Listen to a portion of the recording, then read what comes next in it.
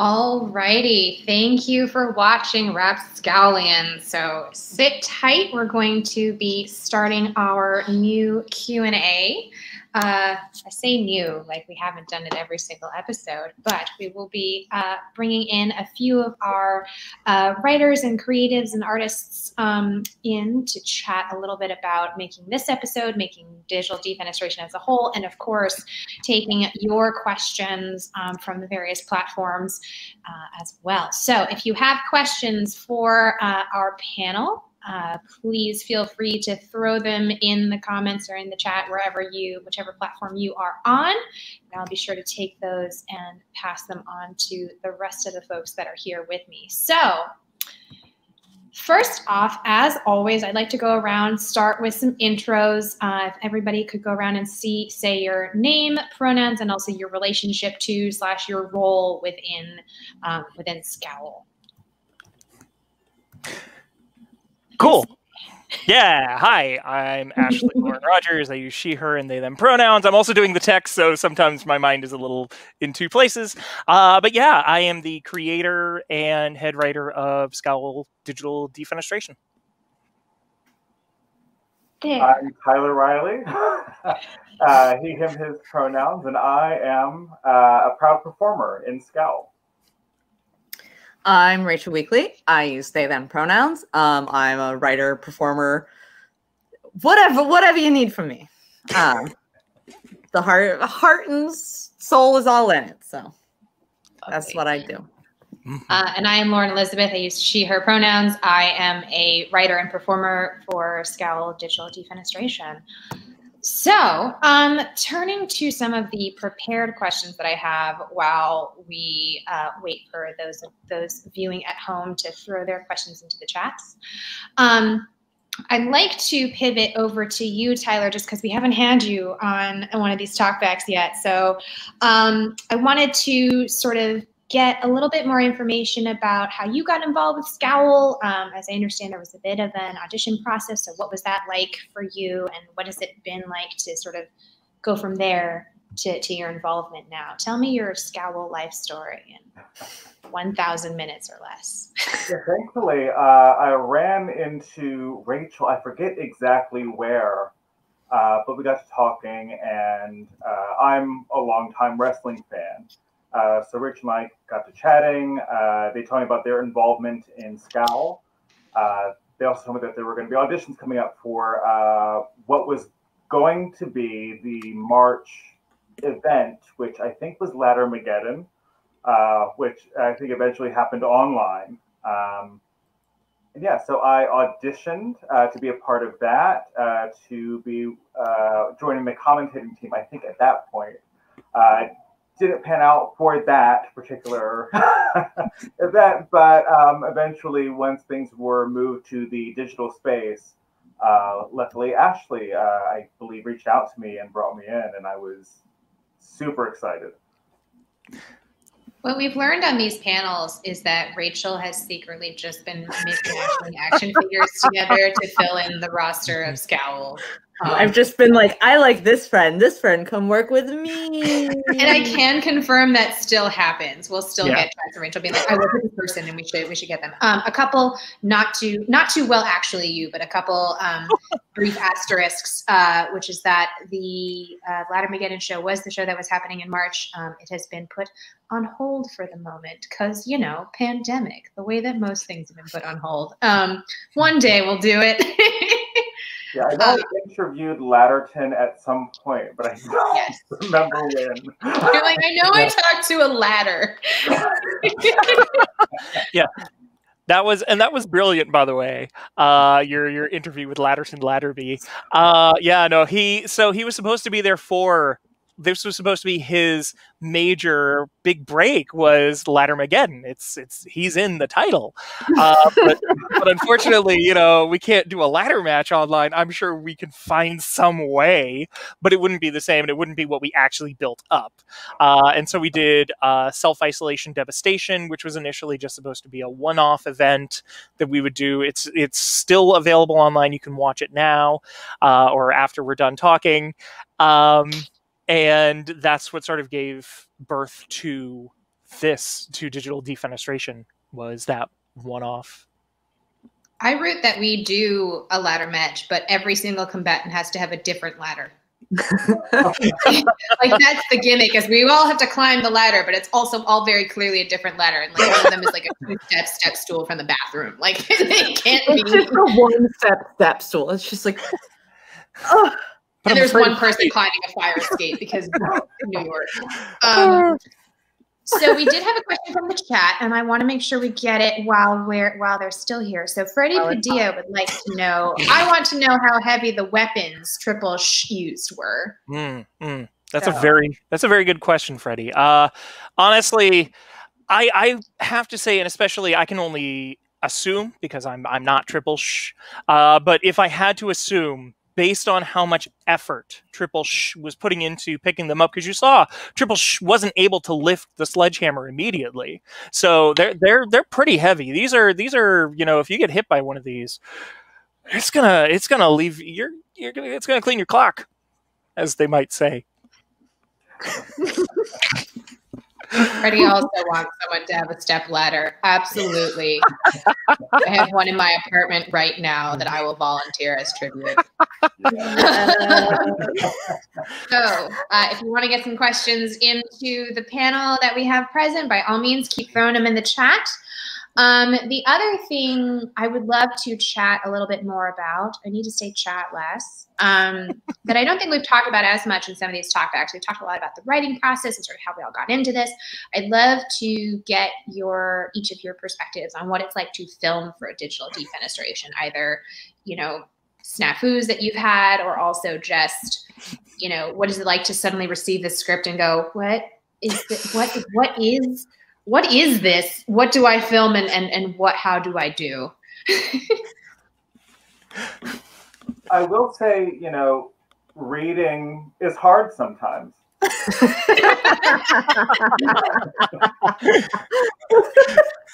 But legit. Yeah.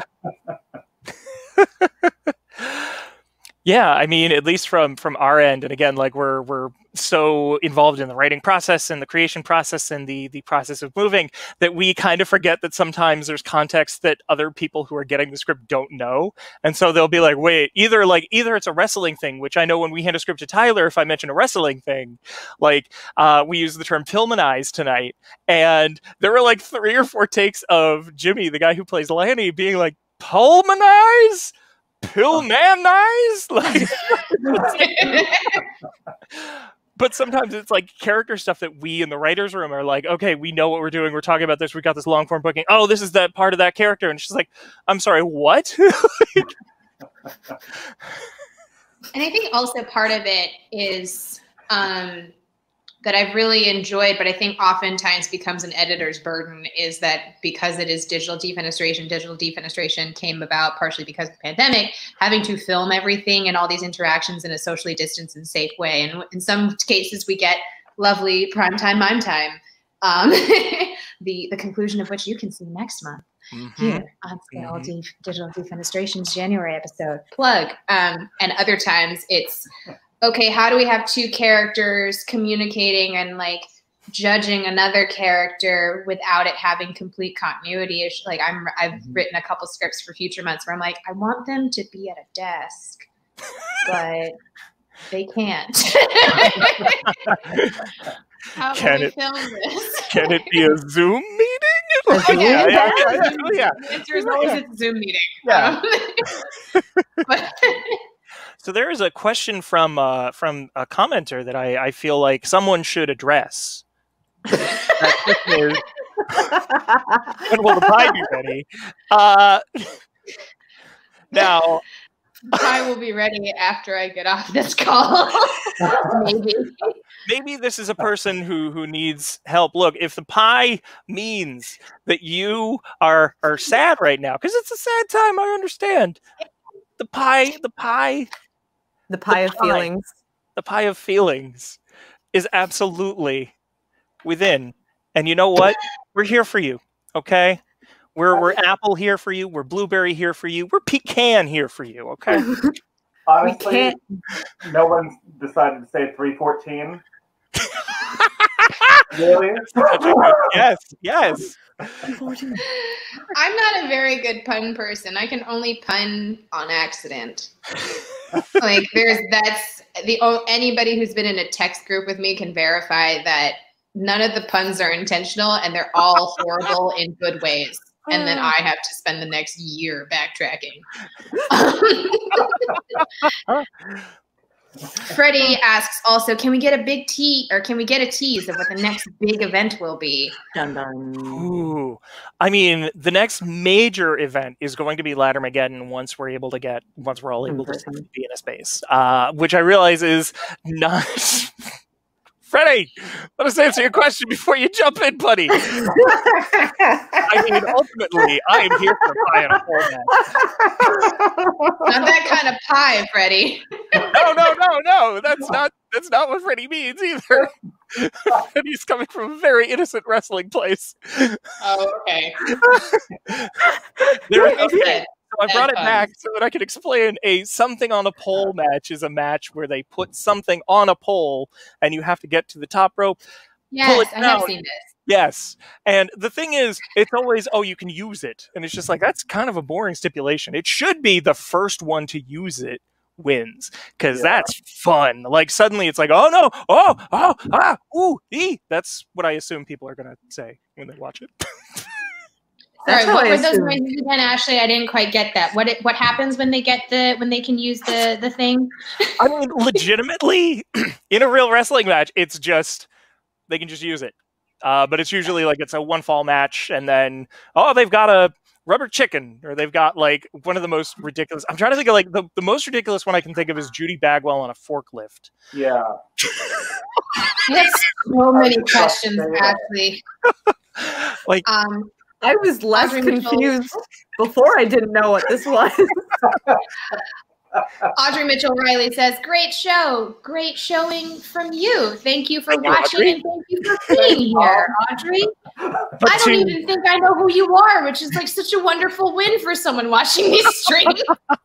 Someone else might know who you are, but I don't. And that's I think I know who knows Audrey, but I could be completely ruined it, Ashley. So thank you, Mom. Thank you, Mom. Good point.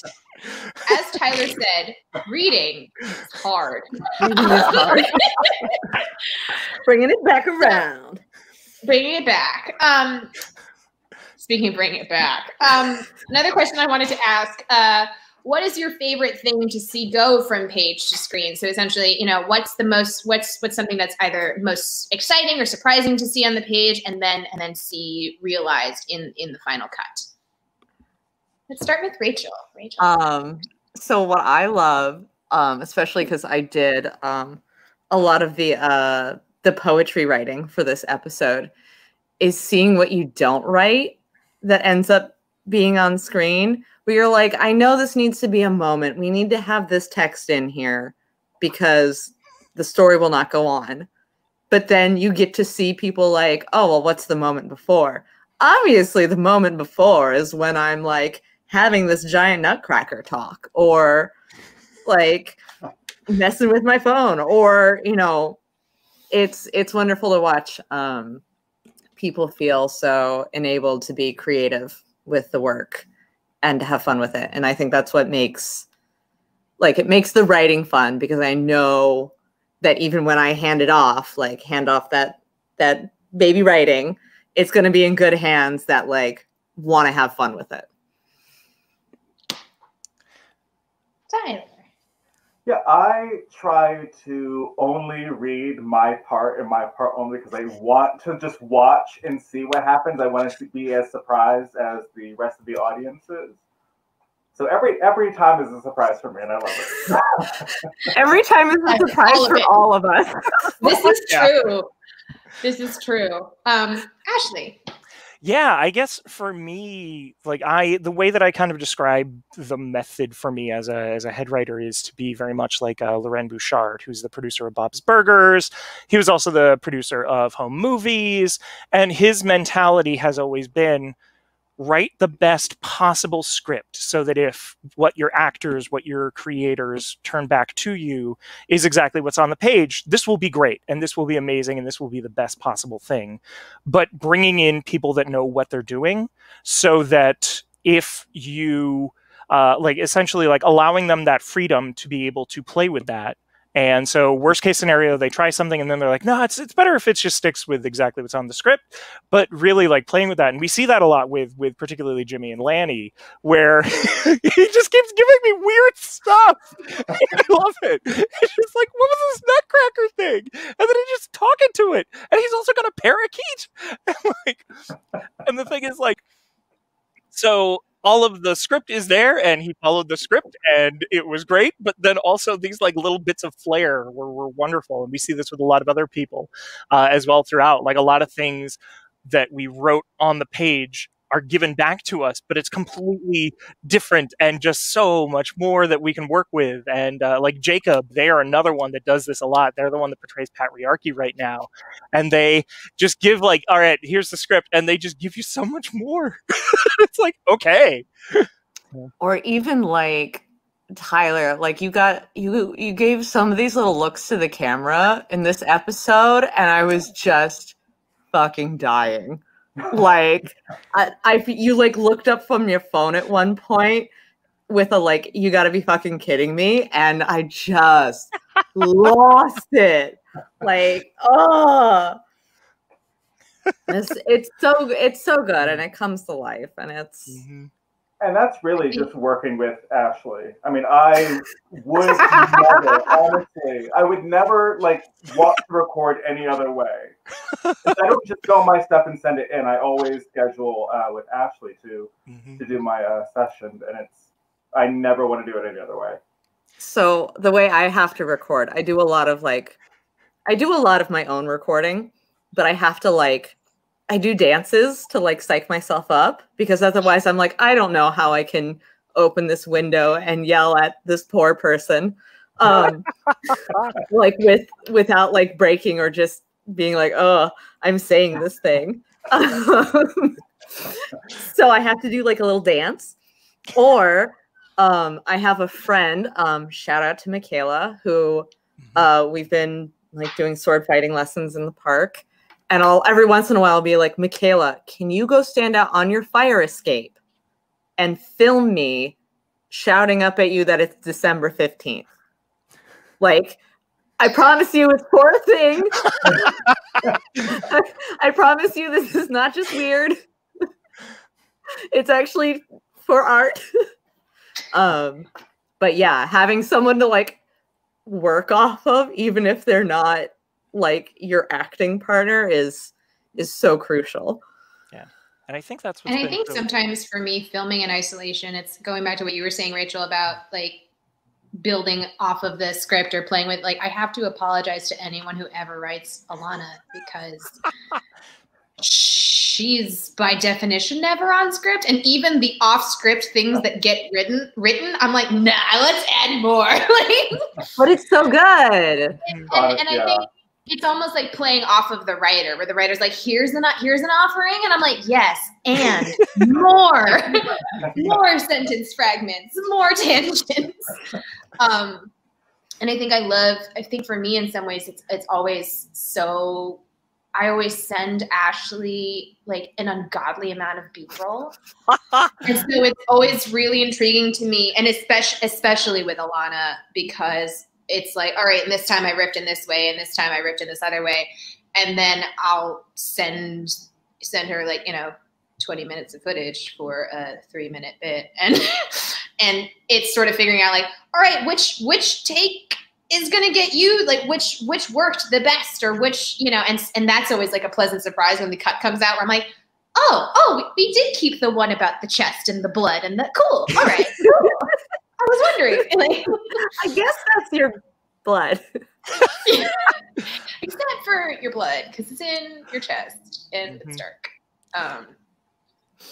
And you have to, especially when you're editing, make selective cuts because everything can't stay. And that's what killed me about Self-Isolation Devastation was there's so much B-roll material from other people that it's just like it just didn't make it in because it was an hour long. Like it was just like this is an hour long. There's only so long people could actually follow this. So we should have like a spin-off show for like called like Digital Fenestration or something that's just made out of the B-roll. If anyone but Ashley wants to edit it, then I was about to say, not that Ashley needs any more editing jobs. I do also really love... Greg needs to pull his weight. Greg! Put together, Greg. Come on, Greg. I often also think of, like, when I do finally send the footage, I'm like, well... here's a present from me to Ashley. like, there is both too much and also just the right amount. And like, I know that at some point you will laugh at it. And I'm like, it will be worth it. Well, particularly from you flow between characters and yourself to a point that like no one else that I'm working with, and like everyone is very good at their craft, but like there's this thing that you do that I can't put my finger on where it's just like, especially like when you're tarantula-ass and it's like, I will destroy you, I will suck the blood from your... there's a cat! It's just so jarring. It's just like, what? For those of you that think that's a joke, that's real. That's on camera, and that's what I sent to Ashley a couple months ago for October. Alana, I just get so used to the Alana voice, like, oh, well, sometimes in the Miss Poconos pageant. Nope, I don't remember the line here. It's like... The character drop is very sudden and fast without warning. Like, I know that I usually like character. There's like the brain fart moment, and then the character drops. It's like the problem with Alana is that the brain fart is also in character. There are multiple times where Alana has been edited into an episode, and I can watch myself try to figure out what it's like. I think for evening gown match, there was a very real blooper, and I just happened to still be using the right voice of me trying to put 2 earrings into my own ear, and she's like, "Oh, I can't put 2 earrings into my face, so let's do another one." And then this one, similarly, the late bird loses the worm or whatever it was in real time trying to figure out how to screw up that idiom. Like, the early bird loses the worm. Yeah. Mm-hmm. Yes. That's the one. So the problem is that it's for her, especially, it's like also still in character to not know what's going on. And Alana can, not Alana, Tarantula can just glare so much. Like, let me think. Well, and Tyler, in the last one, in November's episode, we had this whole moment. I was just like, hey, can you riff for a little bit about this? And like, there was this beautiful moment where you built up this whole background that Jingle Hammer has about the evening gown match. Oh, like that. Between that and the whole like hair versus hair match, like there's so many moments that are just so like, I have to put this in. I love that we all make problems for our future selves by expanding our own canon. Because, and I think that's also why I'm always like, which take did Ashley pick? Because I need to remember, I need to know what I've technically said.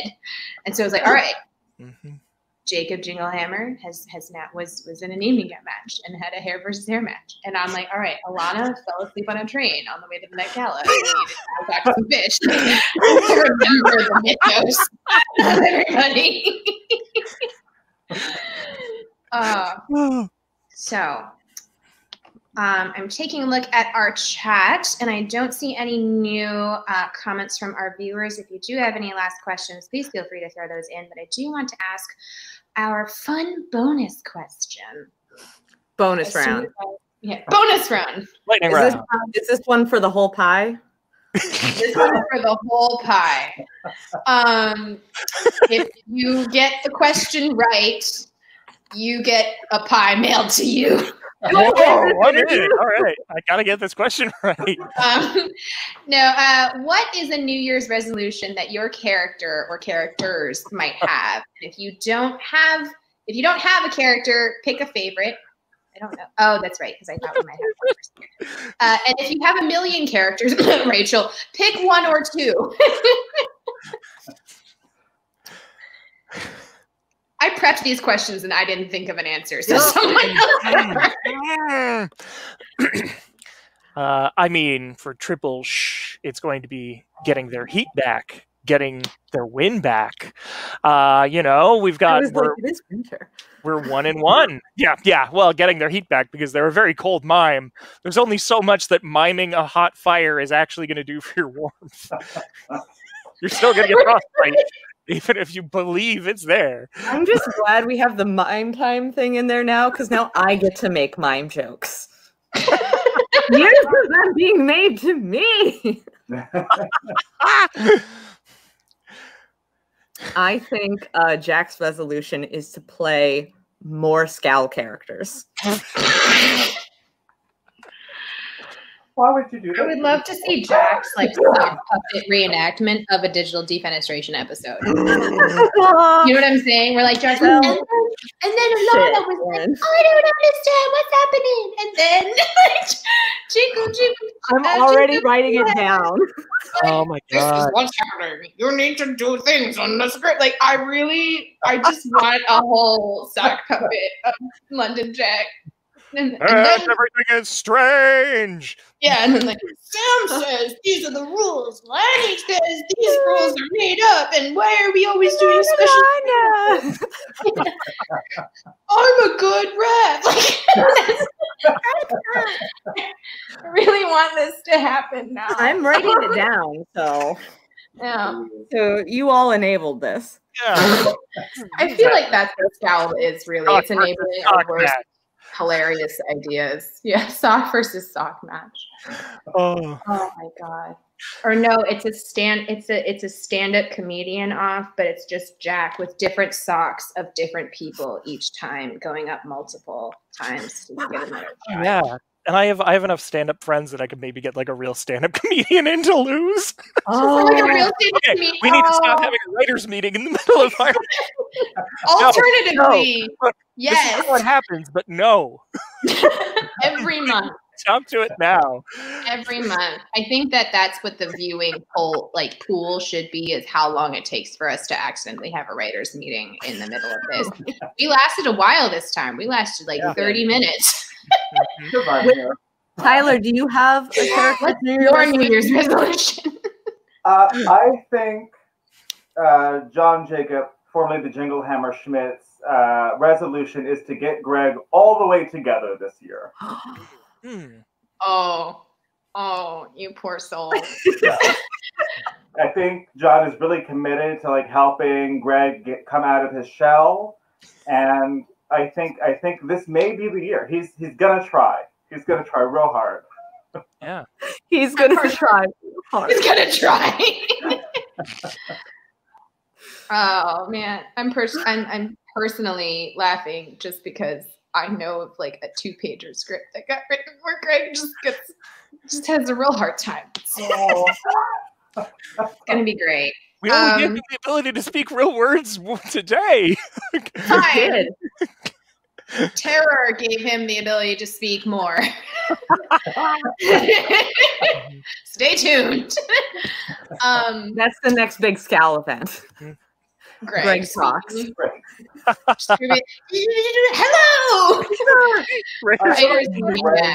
Hello. Greg is essentially lucky from waiting for Godot. Out just words that don't have anything to do with each other. I love it so much. Freddie has also suggested a writers' meeting match, which I thought was writers' meeting March, and I was like, well, we're going to have one before then, Freddie. But yeah, no, that makes sense. Maybe we all should have a writers' meeting in March. Probably. I think it's a good idea. Now? I think this is a good time to schedule that. When are you all free? Tarantulas' New Year's resolution is obviously to just pulverize everyone in her path, so that's not interesting. I think.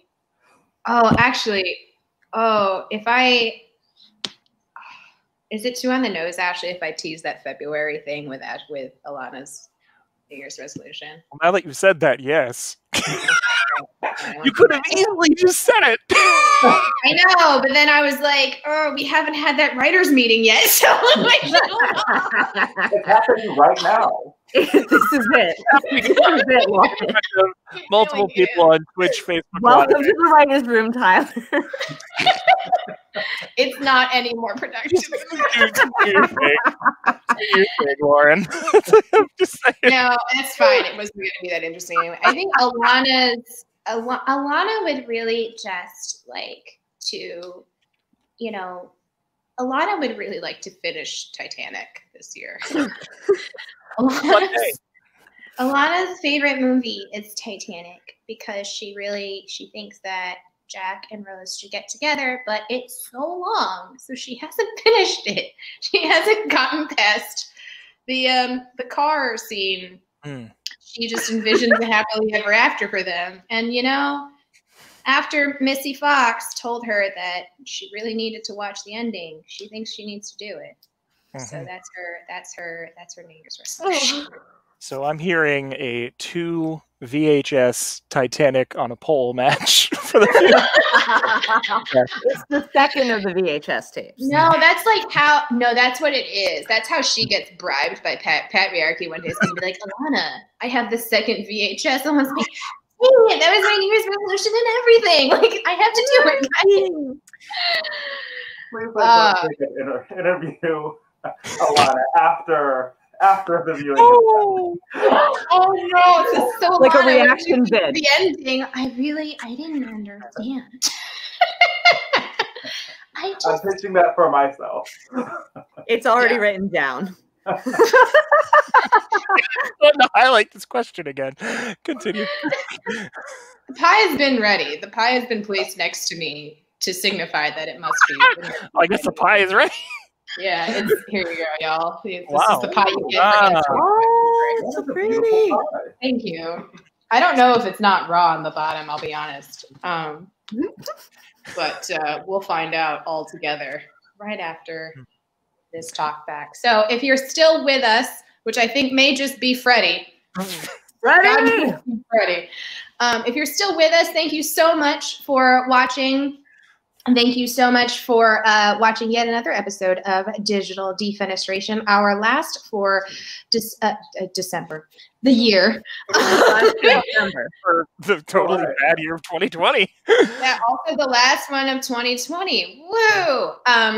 If you liked what you see and you'd like to see more, please feel free to follow us on all of the socials at SCOWL Fight.